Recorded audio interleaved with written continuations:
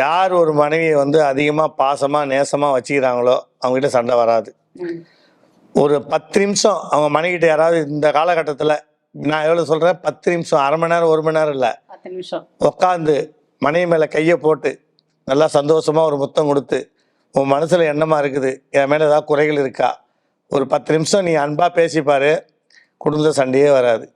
நான் சொல்கிறது 10 நிமிஷம் பேசுறது, செக்ஸ் சொல்லலை, அன்பாக 4 வார்த்தைகள் பேசுவது, பாசமாக பேசுவது.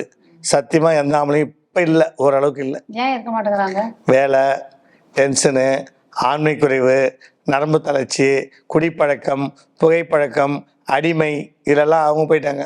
யாருமே அவங்க மனைவி வந்து பாசமாக நேசமாக அன்பாக நேசிக்கிறதே இல்லை.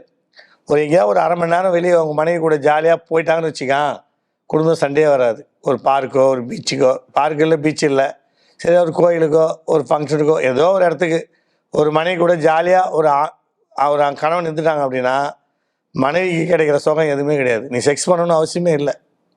செக்ஸ் தான் சந்தோஷம் கொடுக்கணும் அப்படின்னு இல்லை. 4 வார்த்தை அன்பாக மனைவிகிட்ட பேசினாவே போதும்.